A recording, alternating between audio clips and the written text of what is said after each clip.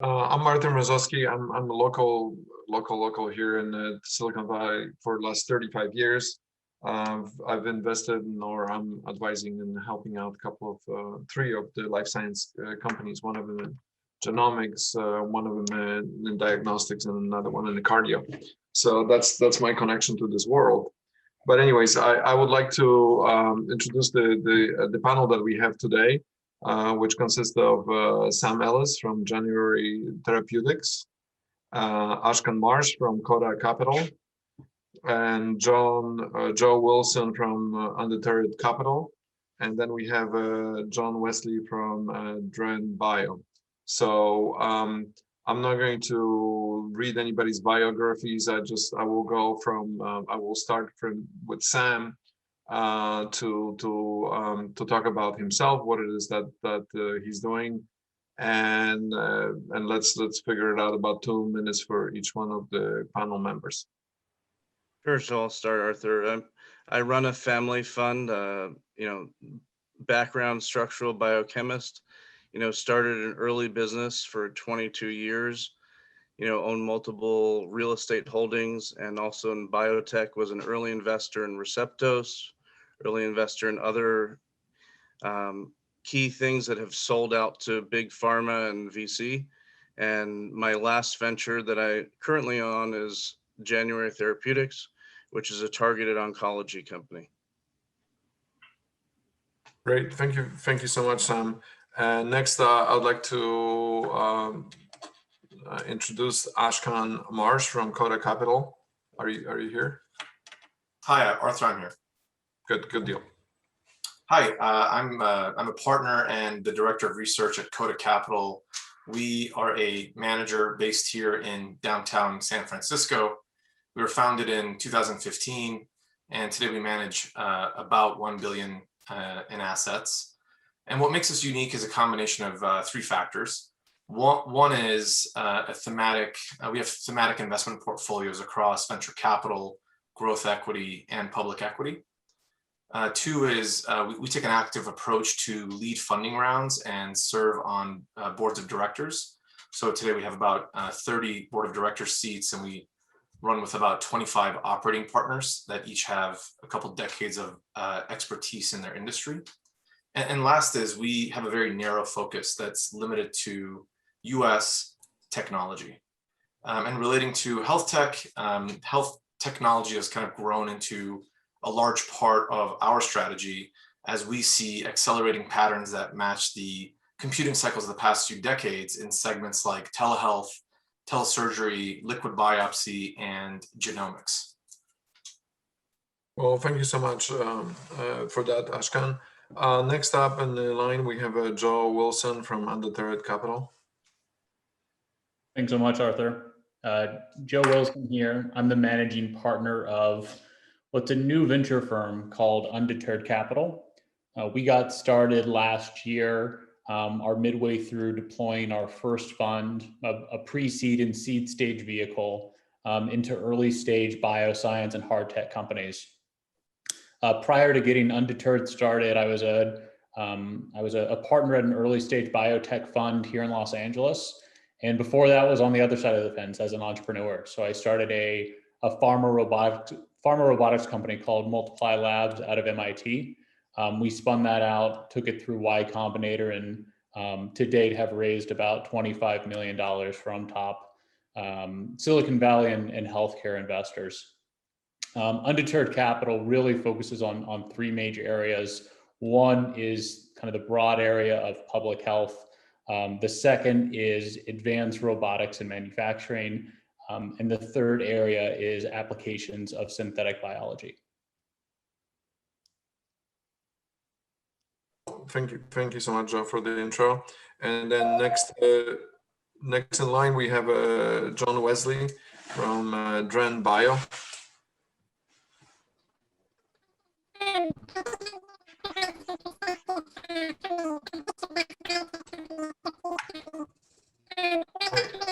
Joe, I think that there is something wrong with your audio.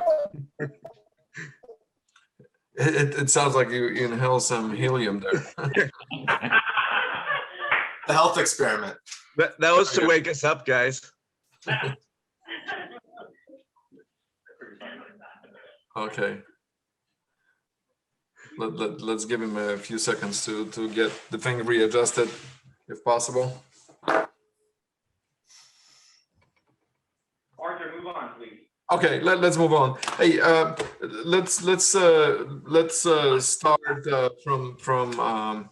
I'd like to find out more about the trends that are happening right now in the healthcare in general. I would say I would be more specific about each field that you guys are representing, but let me start with Ashkan, and then tell me what is going on with the genomic space. How is that shaping out? Yeah, so genomics has come a long way in the past 2 decades, in particular, given the continued innovation and development in DNA sequencing. We've been excited about new technologies in the space that enables a more granular level of human biology. So historically, we've only been able to analyze cells in bulk, and recently, with next generation sequencing specifically, we've seen advances in technology that allow us to analyze cells on a more individual level. So we've been investing in private and public companies that assemble, and innovate single cell analysis tools.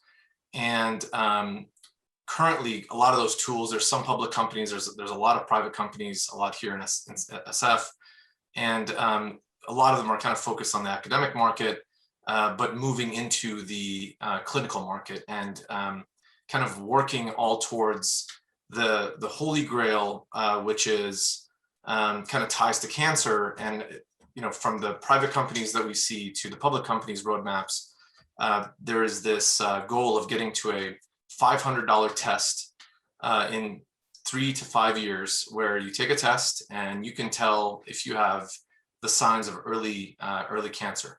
And the reason that's important is because, as most people know, cancer is the second biggest killer on Earth. And if you detect cancer at stage 1 versus stage 4, your odds of survival are 90% roughly versus 10% roughly, depending on the cancer. So if you're able to detect that cancer early, you get to live. And the Holy Grail is a affordable test with a kind of a blood draw that catches that and uses data plus science to give you the results. Great. Maybe Sam, you can throw in with your January Therapeutics. What is it that it is that you're working in that field of cancer detection? Sure. So we're looking at an albumin-powered and a novel chemistry and then engineering. So we take an AI approach to engineering for making the nanoparticles. And what we're doing is taking novel chemistry that's been known for the biological targets, say a BCL2 or some of the targets that have been dropped by large pharma that they can't use and target. So albumin's your most produced protein in your body, and we're using it like a Trojan horse, just like Abraxane did with Celgene, which is a $1.2 billion drug, is people moved past it. But, I always look just like an industrialist. You look at Tesla, they didn't start the car, but they improved it to being an electric car, or an iPhone. You look at it, rotary phones were around, but Apple took it to the next generation. So I'm looking with January to make it something that we can use a natural protein to drug the tumors. Tumors uptake, because they've got a crazy metabolism, they uptake albumin by 10x. So that's where I saw the idea and saw the ability with some of the founders to move this technology. That's great. Kind of getting off of the cancer as a giant problem for pretty much everyone, including myself. I wanted to talk with Joe about the post-COVID situation. I mean, where's the opportunity right now for all the medical, for all the life sciences to make a mark?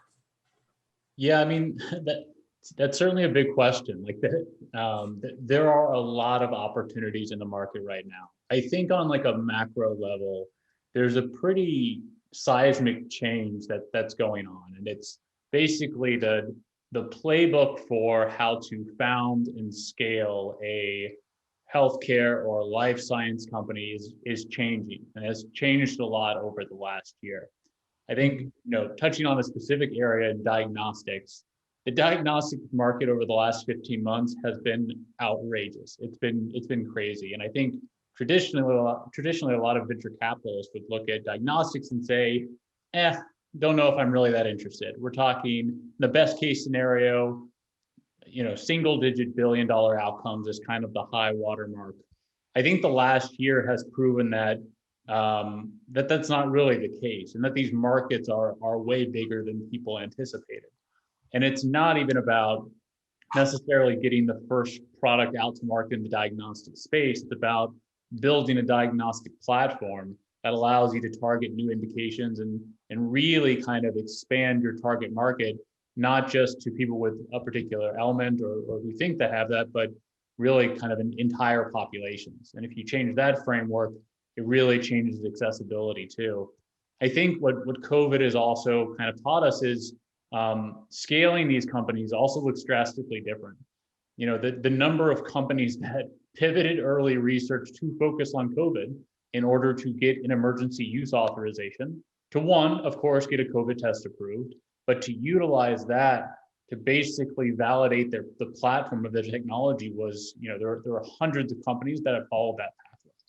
So I think a tremendous amount is changing underneath the surface there.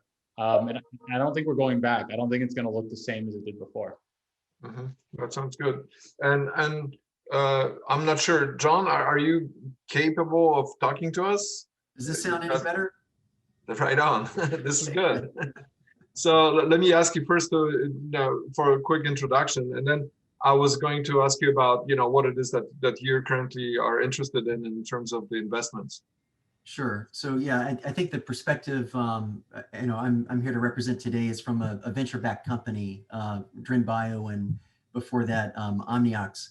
My background, I was in the biochemistry program as an undergraduate pre-med, but went to Wall Street and spent over a decade on the buy side, and then about 5 years ago went into an operating role first at a company called Omniox, which is developing, I describe it as a novel hemoprotein to deliver oxygen either in stroke or in trauma, certain applications where circulation or for another reason oxygen delivery is compromised. And then Dren Bio, I co-founded 2 years ago.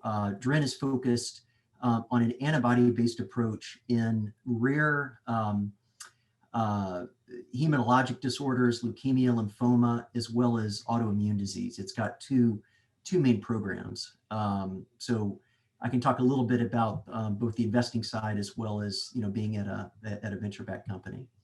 Yeah, I would like to find out from your point of view, it's what's investable right now. I mean, the emergency approvals of certain procedures, of course, are kind of like a thing of the past right now, where some small startups could potentially get into the market by quickly introducing a product and getting the validation one way or the other, and probably very inexpensive clinicals.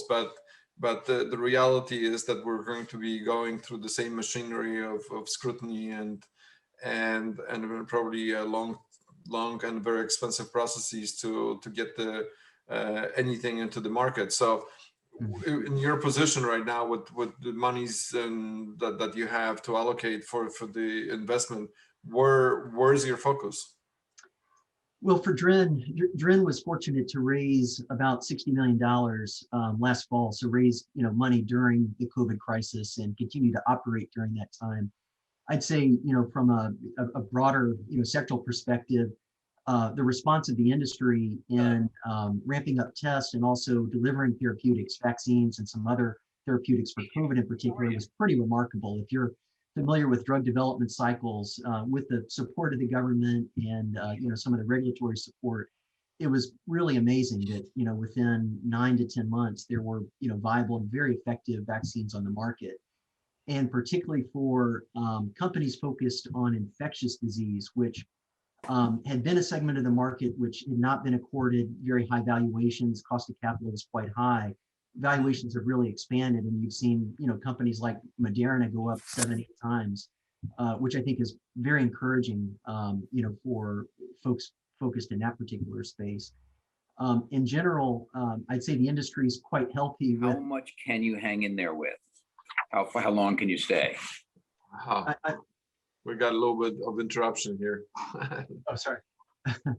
I'd say that the industry is quite healthy. If you go back 7, 8 years ago, the venture industry for biotechs and life science, there were a lot of firms that were contemplating closing down. And I think firms have had a quite good run in terms of returns, liquidity, exits. And with where public valuations stand right now, things have moved dramatically. We might have traded off a little bit recently, but the sector has performed quite well. So there's a lot of opportunities, I'd say, for earlier stage companies. There's founders reaching out to me. Had a couple of calls today, actually. How do you do it? Who should we approach? How do there's a lot of money around, and I'd say what's really encouraging as well is that with the way valuations have moved in the market for technology venture investing, where valuations really expanded, there's been a lot of tech-oriented investors who have decided to get into biotech. There's so much innovation going on and so many different. That's really brought a new class of investors, and if you will, brought some diversity to the funding environment for startups. The good news, bad news with that is you have more people investing, but you have people who might not have been through cycles or know the difficulties and just the unforeseen things that can come up. So, particularly for companies like Dren, when we were raising our round, there was, a lot of capital available. We tried to be as astute and as discriminating as we could in choosing the right partners that would be there to support us through good times and also, difficult times if they were to come up. That sounds great. Well, thank you so much. I actually have a question on the diagnostics. I was intrigued with the Ashkan ability to do the liquid biopsy and diagnostics. What is that term coming from, and what does it do, Ashkan? Sure. So we're starting to see early detection of diseases becoming a key driver as we move to a more value-based care model in healthcare just generally. And in particular with liquid biopsy, we can detect and monitor cancer more effectively through a simple blood draw. So I'll give you a couple quick examples. Our firm was an early investor in a private company, which then went public and is now a public company, called Guardant Health. And Guardant Health is a company that focuses on liquid biopsy for lung cancer. And they're one of the early ones. But now there are a couple of other companies that are kind of, there's an arms race to see who can do this for pan cancer, across all cancers. So inside of Illumina, there's a company called Grail. It's become probably the most interesting asset inside of Illumina. And inside of Exact Sciences, there's an asset called Thrive. And those two companies are leading the clinical studies towards the ability to run a test for $500 to test for multiple types of cancer. And they would not have been able to do that 10 years ago because next generation sequencing technology was not there yet. The cost of sequencing a genome, as most people know, has come down exponentially. And so as far as diagnostics, those two companies are kind of the large public companies that are leading it. But what we're seeing in the private side is dozens and dozens of companies that are newer with more modern technology and an AI approach, where they are taking that next generation sequencing kind of baseline and building compute and AI and kind of big data to be able to ascertain the same answers. So we think it's quite exciting on kind of both ends, early stage and late stage, and to get all of us towards being able to diagnose and detect cancer and other illnesses earlier. Yeah, that's interesting. But you know, one thing that intrigues me is essentially we have those third or second generation genomic tools today, and then there's a humongous amount of data that is being created with the intrinsic knowledge to the specific say patients or human beings. Now, is that data, like currently 23andMe is at least has a 5 or 10 million limited information about, because they don't do the entire they don't do the parsing of the entire genome space. They only have a certain part of it, right? But they have a 5 to 10 million let's say specimens that are kind of affiliated with some kind of a form of knowledge about the certain at least the ancestries, and then also information about the specific defective genes and so on. But is there a group like within the healthcare system that actually gathers all of the genome data and affiliates that with FDA approval of the different types of drugs, or shares it across the platform, or that is pretty much kept private?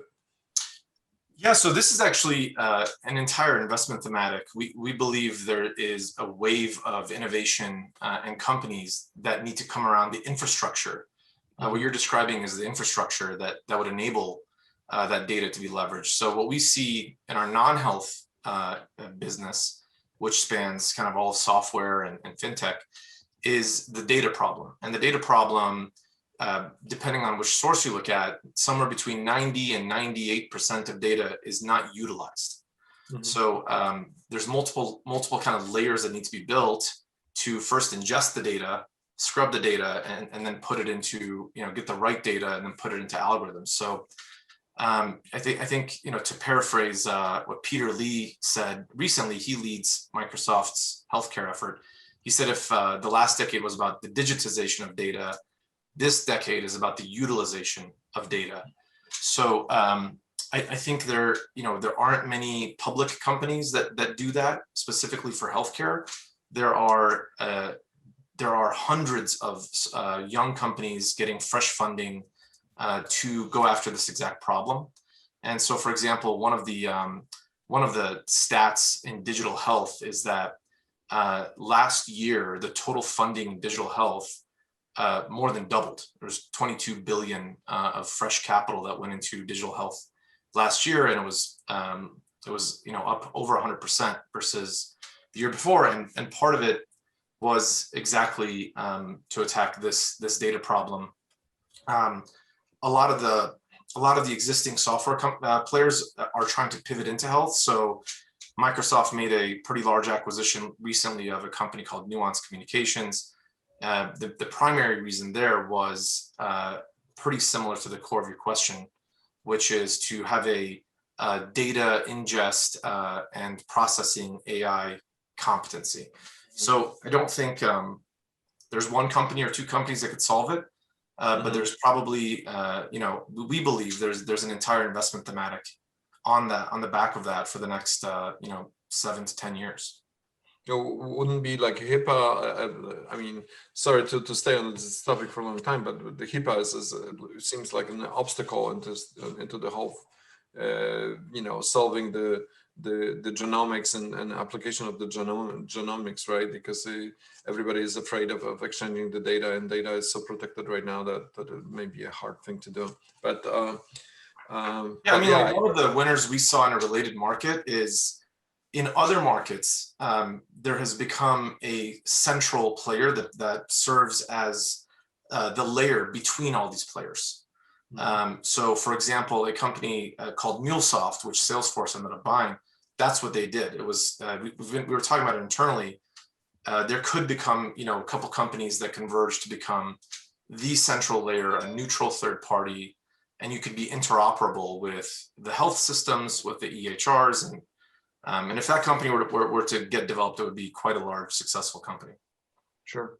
Yeah. And by the way, I don't want it to be very specific on asking the questions to any individual panelist, but but I'm kind of also interested in exploring, because some of you have a really good experience in doing the robotics and then applying robotics into the healthcare. So I'm not suggesting you, John, but if somebody wants to pick it up and say if there is any miniaturization and then utilization of any kind of robotics that you guys want to share with us, that'd be fantastic. Nobody. Okay. I'll make one comment on robotics. One of our biggest themes internally has been telehealth, and I think we all know this. We all know that there was adoption, but I mean the stats on telehealth are pretty interesting. Right before COVID, only 20% of doctors had used telehealth. Post-COVID, 80% have used telehealth, and if you look at the patient side, only 1% of patients had used it before COVID, and during COVID, it's 50%, now it's 20%. The themes that we're exploring are what are the next layers of that? And some of the companies we're evaluating are remote surgery companies, where you could take a top surgeon and maybe they're located in Florida, but they could perform a surgery in any other state. And they could do that by having another surgeon be live with them. But the top surgeon is using robotic arms in their own facility to guide where the next step might be. So that's all I have to share. But it's something we're quite interested about. And if you guys have any other thoughts on I've heard about different things. Like I've heard about the little pills that you can swallow, and then they do like the entire digestive system, and they have a tiny camera that actually takes the live pictures while it goes through the digestive system. And those are the kind of interesting things that are out there, but not necessarily funded or directly related to what it is that you guys are doing. So the only other, since we're staying on the healthcare topics, I was kind of interested to find out, with all of the costs escalating up every year on the healthcare, and actually getting the same kind of a value here in the United States. Not that the system is bad or anything, but the inflation rate versus the actual what it is that you get.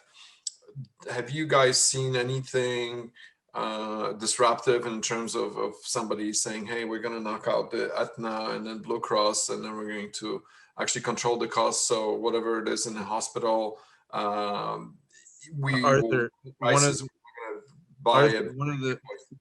one of the issues we have, Price, is you've PBMs, you've insurance.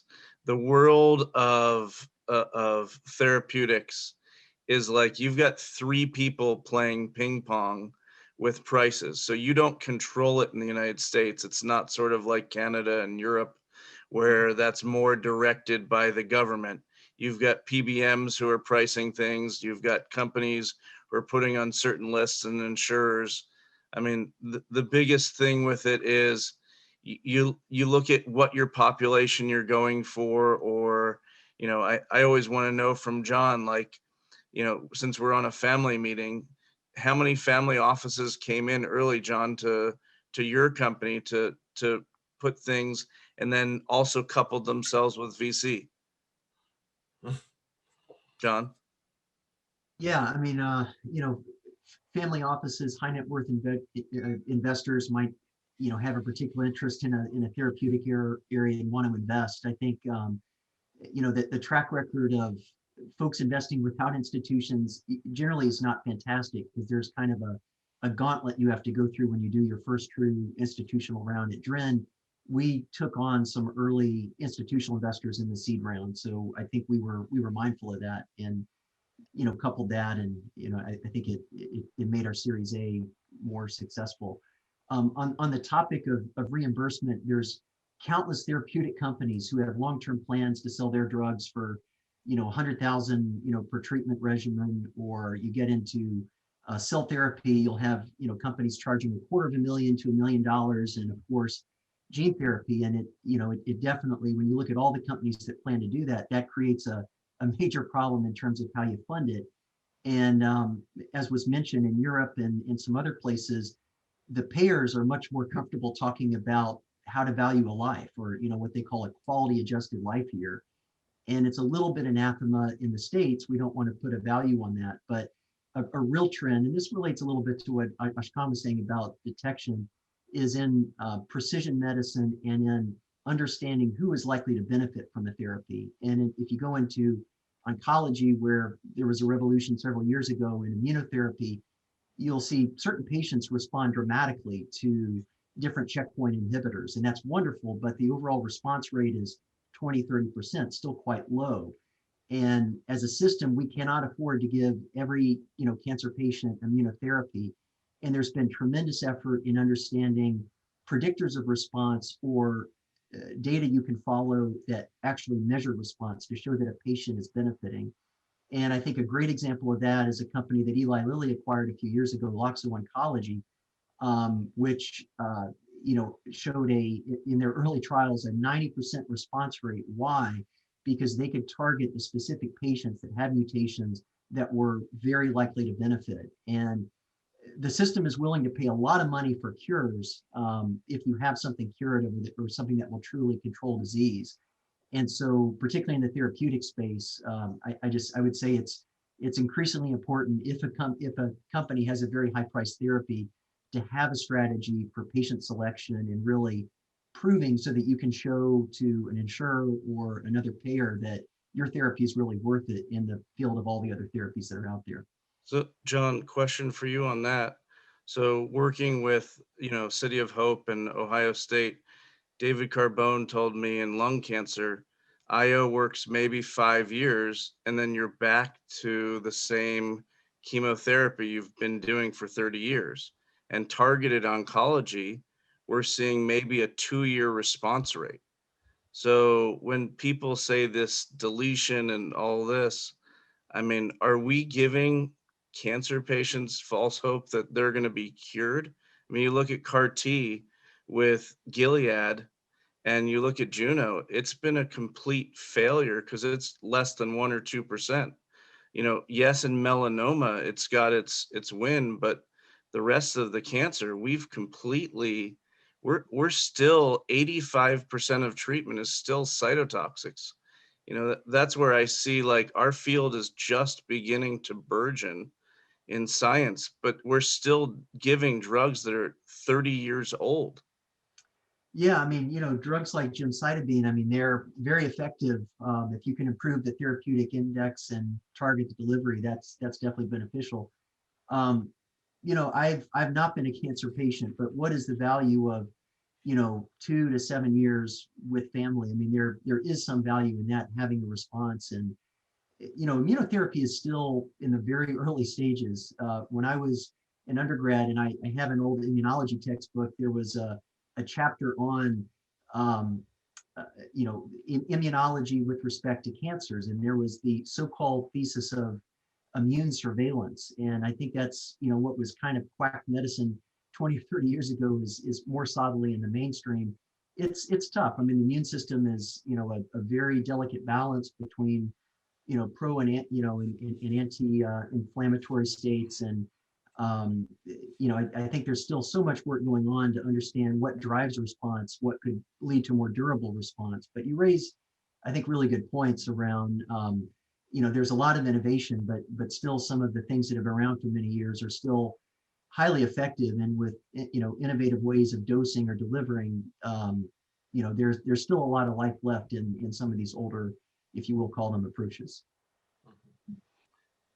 That's interesting. So it's essentially what you guys are saying is that the best cure right now is the early detection, so to speak, and a better testing. Well, and also, Arthur, I would say combination drugs where it's using John's antibodies plus, say, a targeted small molecule we're doing. It's a team going in there, because if you don't turn off certain cells, you can't allow John's antibodies to work better.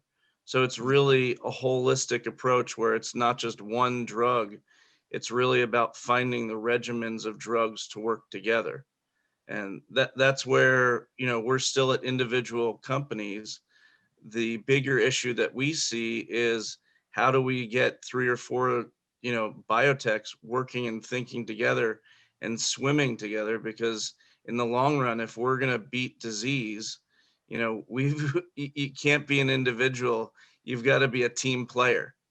And that's where, biotech is all about your team, because you've got a cancer biologist, you've got a CSO who's you got a chemist, you got a COO who's got good strategy, and it takes the whole team to do it. Because and that's the same way with therapeutics. We've so long derived that, one drug like Humira is going to do everything for us, but it doesn't. It ends up causing other inflammation and other cancers.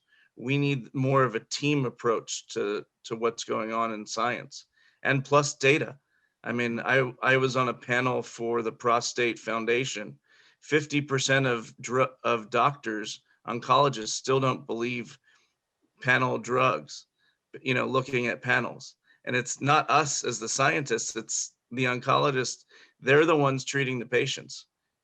We can come up with the best treatment, but if no one reads our pamphlet, it's like, me trying to engineer things. My wife gives me an assembly, something to put up a new door in the house, and I think I can do it myself. But if we don't read the pamphlet, the door might be backwards.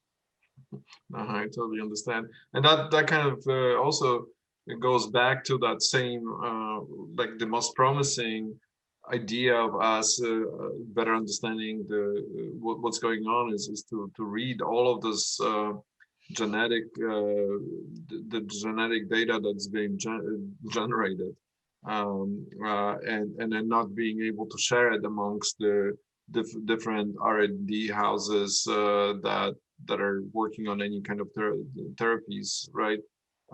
So you have a number of doctors that right now are sending out for the DNA test for a number of the patients, but they somehow get locked into that silo, and opening that up, and then having all the data related to that patient anonymously could definitely help out to derive with some ideas and better conclusion on what works where it doesn't work.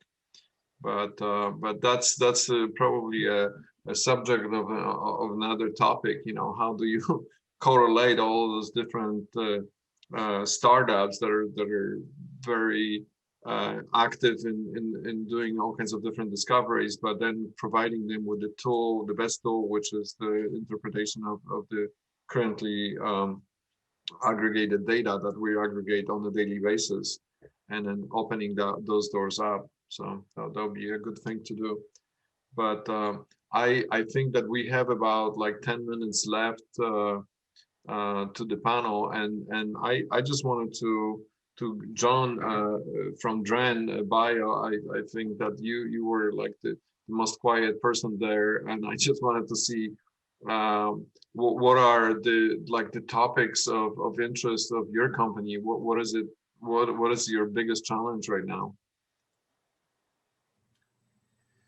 I would just say from an operating perspective, the COVID environment has created, maybe you'd say, predictable challenges where you want to have people working in the lab and not get infected. But more from an industry perspective, with programs like Operation Warp Speed, the government has really been active in trying to allocate resources to make sure that vaccines come to market quickly. And I would say that creates some unintended consequences. And this is, even though Dren is not in the vaccine field, there are common capabilities or raw materials or reusable items that are used in our manufacturing process. And Dren is in the process of scaling up to go to the clinic next year.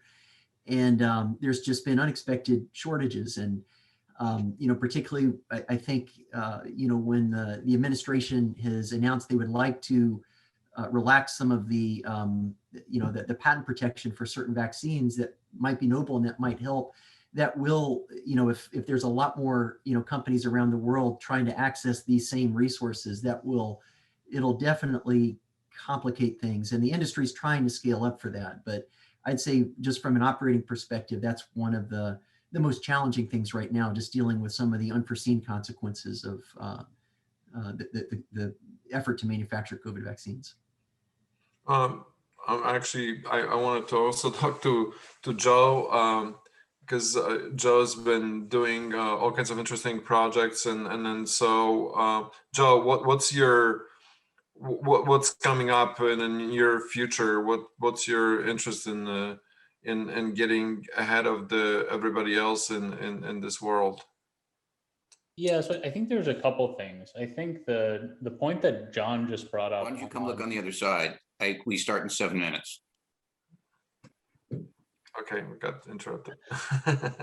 I think what John just brought up in terms of supply chains, that's a super interesting macro issue, right? Because John brought up vaccines, but we saw it throughout the year, right? We saw it first with PPE items, then we saw it with testing supplies, then we saw it with food supply chains. I mean, frankly, most of the areas that we're looking at in terms of our fund have been hit by these supply chains problems and really demonstrated the fragility of the systems overall. And so some of the companies that we're looking at are entrepreneurs now looking at building more robust supply chains and more adaptive supply chains as well, which is easier said than done. I will also say that I didn't respond to the robotics prompt earlier, but there have been quite a few advancements on that front. There are companies like Bionaut, which is here in Los Angeles, focused on essentially robotic systems for drug delivery, which I think are quite promising, but we're also seeing it on the manufacturing side.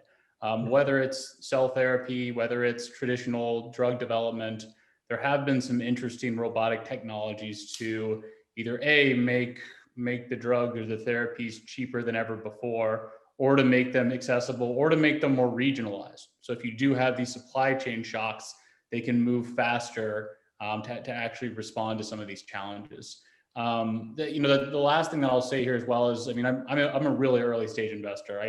My checks are often the first checks into a company when they're spinning out of the university lab, or when they've frankly exhausted friends and family that don't really know what they're talking about, but are willing to give them a few $1,000 to get started. And I think the energy in some of these focus areas that we talked about today is higher than it's ever been. And I think there's a lot of entrepreneurs who are willing to take advantage of the fact that there is a lot of capital on the market to scale up their solutions as quickly as possible. But I do think there are relatively few people that actually know the playbook for scaling up these sorts of companies, especially given how much things have changed over the last year. So for those people who join that are part of family offices, I will say it's easier said than done on the day-by-day level, especially with some of these early stage university companies. You've got to have a wide appetite for changes on almost a daily basis, and in a true 10+ year horizon in terms of getting them to their outcomes. So anyways, I know I touched on a few different things there and a few different themes, but that's what I've been thinking about over the last several months. Yeah, but Joe, like when it comes to the early stage investment, right? You guys are also cautious not to overtake too much of the equity for a company to be able to go out there and expand. How does that usually work? I mean, do you get like a meaningful, like a Y Combinator cut out of the early stage, or how's that work? Just out of curiosity. Yeah, it depends on the type of investment, right? If it's like a co-creation opportunity, like if we're literally building the company and pulling the team together, and that's a more meaningful stake on the order of 20, 30 or more percent. If it's the first check into a company, then we're not looking to take a 30% bite. Again, like our check sizes are on the order of 100,000 to 500,000. I think if we're demanding a 60% stake for that size of check, I think that would border on exploitative, especially for some of the networks we operate in. So, we do focus on some of these spin outs, but it's I would say a more traditional equity position. Mm-hmm. Sounds good. So I think we have just a few more minutes to wrap it up. So I will go to Ashkan if you have any like a minute and and then we'll rotate it to Sam and John, and then I think that we're done with the panel. Then the questions that we have here posted, I'm pretty sure that we'll be able to answer it offline. So Ashkan, Sure, I'll address what's in the chat regarding chronic disease. One of the things we haven't discussed is the big multiplier effect of chronic disease. Someone had mentioned the best treatment for cancer is to prevent it, and you know, one of the biggest contributors to cancer generally is obesity that leads to diabetes, which leads to hypertension, and you know, is widely marketed as being something like half of all healthcare costs. So I think the interesting trends there are, it's actually investment thematic that we call medicine at the edge. And the themes that we're finding are IoT devices and trackers. The adoption of those is kind of lifting up, and there's several unicorn companies now that like Swoop, that provide trackers that, you know, measures your performance in sleep and ties it to your Apple Health data. But I think that's a very interesting area where there's a you know, explosion in data from your Apple Watch to other wearables to connected glucometers and weight scales. And they've been around for a while, but it seems that now the technology is there to really start tying those to health outcomes. And you know, we're spending our kind of venture capital focus in finding the more interesting companies that could become winners in that trend. Great, thank you. Sam? Yeah, I would say the biggest thing for myself, you know, similar to Joe, is we look for teams. I look for technology. I've been out reviewing things, and you know, it's, you know, like I've done, you know, maybe a little bit bigger than, you know, looking for other family offices to work together and looking for the opportunity to create the right syndicate. And my issue sometimes with some of the early education is these people don't have the CEO education. They might have the great science chops, but they don't have the operator. And, you know, I took on this role as an investor into January because I've got 22 years, I've got my accountant, I got my IP team, I have my investment team, and we've done well together. And it's all about scaling up with the right team. And I think, John, you've done a good job at that. And that's where you want, and that's what you want, is it's really all about the team. I mean, that's number one. The product is number two. Joe, and I think that we need to wrap it up. Joe, final words?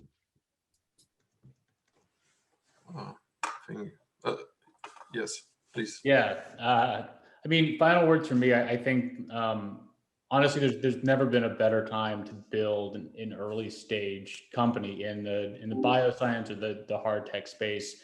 I mean, I kind of gave my my overview a bit before, but you know, I do think that how these companies are being built now has changed pretty dramatically.